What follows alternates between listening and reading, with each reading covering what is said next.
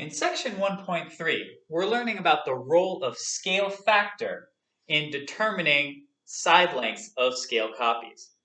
Now, in this problem, we are dealing with an original side with a length of 5. We also have a copy where the corresponding side is a mystery length of x. We are also given the fact that the scale factor is 2/5. Now, using this information, we can basically create an equation, a number sentence, if you will. We can start with our 5, and we know it's going to turn into x using the scale factor. So 5 times 2/5 is going to take us to our mystery x number. So we can just restate this as 5 times 2/5 equals x. And from there, it's just a simple matter of taking 5 and multiplying it by 2 and dividing it by 5. 5 times 2 is 10. 10 divided by 5 is 2. 2 is x. So there you have it. So simple enough to start, but let's throw a little monkey wrench into our plans with our second example. Our second example does not give us the scale factor. Instead, what they do give us are 2 sets of corresponding sides, only one of which has a mystery value. Since these are scaled copies, we can quickly draw up the fact that 10 is going to turn into the mystery x, and 8 is going to turn into 20.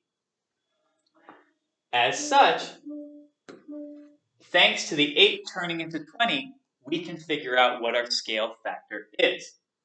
Now, in order to find out the scale factor, if you memorize how to do it, you're going to be just fine because it's really quick and easy. You just employ the 2 numbers that you already see in front of you. In order to turn 8 into 20, you are going to multiply it by 20 over 8. Now, why is that the case? Well, think about it. 8 divided by 8 equals 1. And then 1 times 20 equals 20. So 8 times 20 over 8 will equal 20 over 1, aka 20. So it's always going to be staring you right in the face there, the fraction that you need in order to use as a scale factor. So now that we have this scale factor, we can employ it up here. We can say that this also needs to increase by a factor of 20 over 8. And so, I'll change color for the heck of it. 10 times 20 over 8 yields us a final answer of 200 over 8. Now, could we simplify this? Absolutely. Do we have to? No. Not today. 200 over 8 can be our missing x value. Now,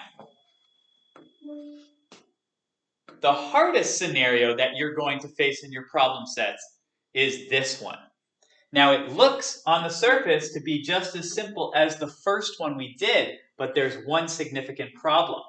Instead of a number turning into x using a scale factor, instead, you've got x turning into the number using the scale factor.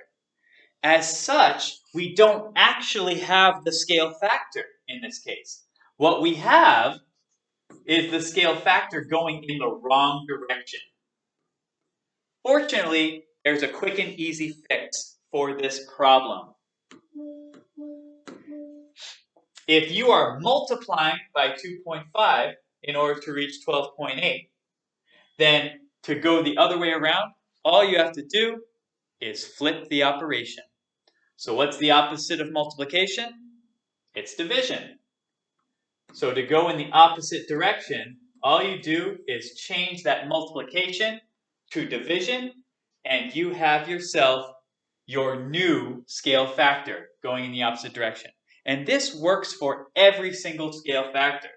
Going back to the earlier ones, if I want to go from 2 to 5, instead of multiplying by 2/5, I can divide by 2/5, and that'll take me from 2 to 5. If I want to go from 20 to 8, then instead of multiplying by 20 over 8, I would divide by 20 over 8, which is multiplying by 8 over 20 since it's a reciprocal. So with that in our back pocket, we now know exactly what we have to do. Now, is it super easy? No, it's not super easy. Long division never is, but it is possible now. So 12.8 divided by 2.5. If you already know how to do this, you can stop the video right here. If you want to learn a little bit about long division, then you can continue on. But the decimal points can both get moved over 1. So now we've got 128 divided by 25. And we can count how many 25s go into 128.